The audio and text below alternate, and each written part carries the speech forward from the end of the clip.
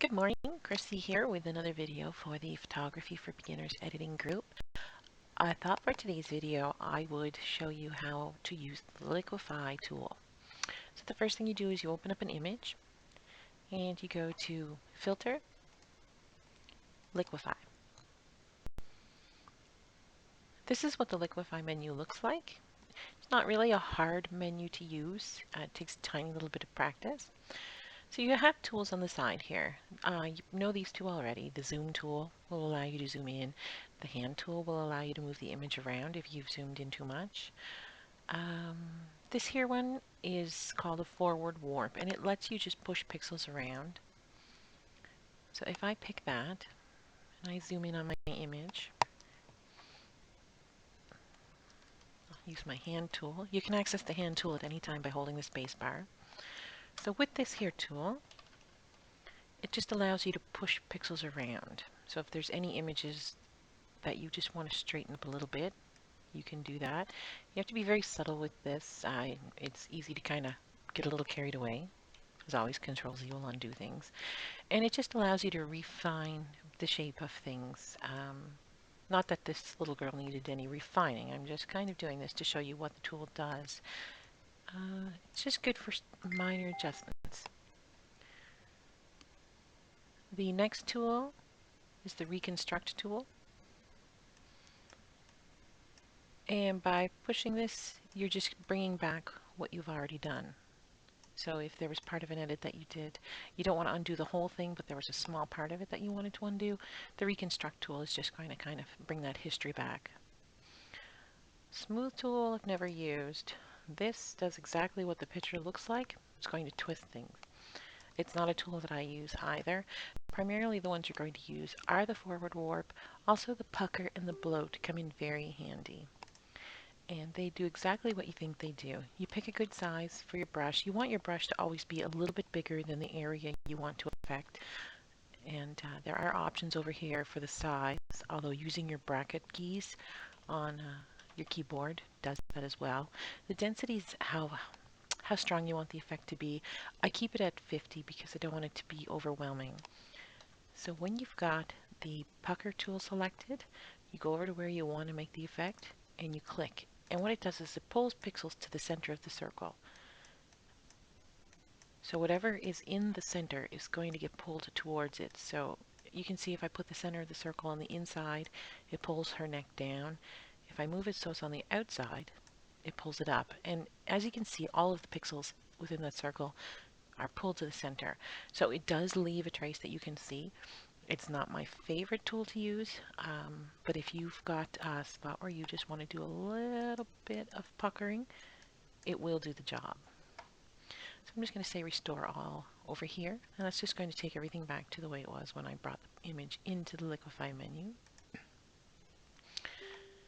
There is also the bloat tool, and what the bloat tool does is it just adds a little volume to wherever you click. So if I wanted to give her chubbier cheeks, I can easily do that. I'm just using whatever happened to pop up there, and you just put the center of the circle where you want the center of the effect, and you click. And I find these tools work better with gentle clicks. If you click and drag, you get a very exaggerated effect. And we're going to restore that for sure. That's just me fooling around. Gentle clicks. And it's good if you wanted to maybe augment somebody's eyes. Maybe give the eyes a slightly bigger appearance. It's good if you want to augment cleavage, for example, where you just want to give a little click and that area just gets a little bit of a boost. And the pucker does the opposite, where you give a little click and you take away volume. I find the pucker tool works great around waists, if you want to just kind of give a little extra definition to waists. And again, this poor little girl doesn't need any help with her waist or her cheeks or her eyes. This is just a picture that I happen to open up for this tutorial. The one that I use the most, though, is the forward warp, because it kind of will do everything I want. I generally don't have to pull in any other tools. So as you can see, it just lets you kind of slide the pixels around like they were wet paint. It does take practice to get a believable look, and like I said, you get a lot more success by clicking instead of clicking and dragging. I never, you know, with this tool you do have to drag a little bit, tiny amounts, and you can go overboard where you warp the pixels so much that you get a lot of distortion. But I just wanted to kind of go over this because it's not really a scary tool at all, and it actually can be kind of fun.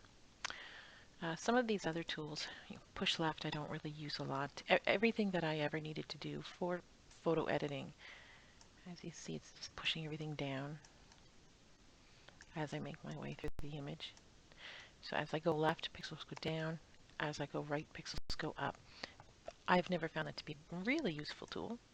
Although if you have, feel free to leave me a comment letting me know when you use those tools. But for portrait editing, forward warp, pucker, bloat, those are the ones that you're going to want to use the most. And like I said, they do come in handy, and they do all have their uses. For example, I can take a large one, and I can just give her dress a little extra volume.